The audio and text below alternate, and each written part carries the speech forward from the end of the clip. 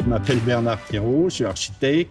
Je suis installé en Bourgogne-Franche-Comté, dans un village de 1200 habitants. Je suis très attentif à ce qui se passe dans ces territoires ruraux et à travers une association, on essaye de travailler pour ce village parce qu'un architecte, à un moment donné, l'horizon pour lui, c'est la ville plutôt que de faire des bâtiments. Les bâtiments, ils servent à fabriquer des villes. On est une agence d'environ une dizaine de personnes, mais on ne travaille pas que localement. On va assez loin en France, dans les Pyrénées. On a une petite spécialité en quelque sorte qui sont les projets dans des sites patrimoniaux remarquables. Voilà, on a un projet par exemple pour un musée à Montségur, dans l'Ariège. On a un projet au pied d'une abbaye romane dans l'Aude, et puis un projet pour les nouveaux chais du château Laffitte à Pauillac. Donc vous voyez, on va assez loin, mais quand même, on a une pratique extrêmement locale par ailleurs.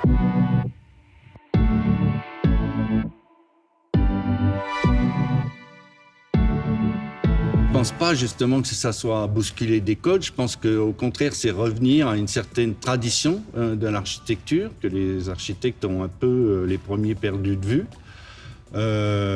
Moi, je considère que l'architecture, c'est d'abord l'art de construire et que si les architectes en revenaient à cet art de construire, à être vraiment des professionnels de la construction.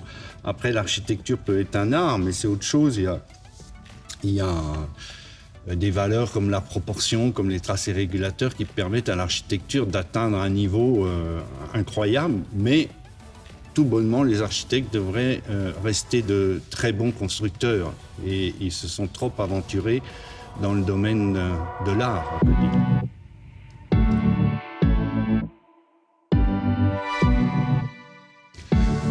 Je pense qu'effectivement le monde va mal et qu'il va même sans doute s'écrouler, en tout cas en partie, et l'architecture, elle pourra servir à quelque chose, mais certainement pas comme on nous le présente trop souvent, en pensant que c'est la technique qui va résoudre ces problèmes environnementaux, que c'est des problèmes de ventilation, de chauffage, etc. C'est pas ça du tout, je crois.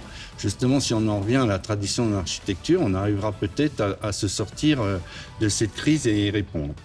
Et je crois fortement que pour faire face à cette espèce d'effondrement qui vient, on va devoir réapprendre à vivre dans des collectivités, à travailler ensemble, à échanger, à se regrouper. On va devoir justement, comme le disait Luigi Snozzi, réinventer des centres. Je crois qu'il manque beaucoup dans nos villes.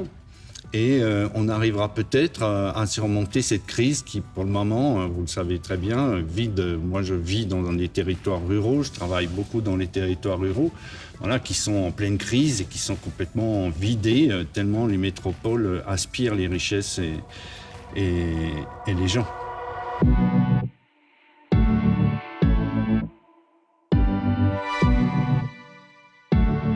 Si je travaille dans les territoires ruraux, bon, bien sûr, c'est que j'ai un intérêt à faire vivre ce village notamment, mais c'est parce qu'on y trouve un contexte extrêmement favorable à l'architecture. On y trouve encore une matérialité qui est évocatrice d'un lieu, ces villages en pierre, en tuiles.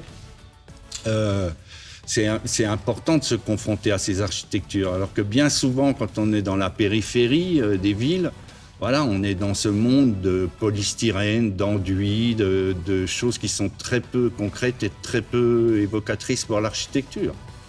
C'est pour ça que je suis dans les territoires ruraux, c'est pour me confronter à ces bâtiments vernaculaires qui sont faits de vrais matériaux, de pierre, de bois, de tuiles.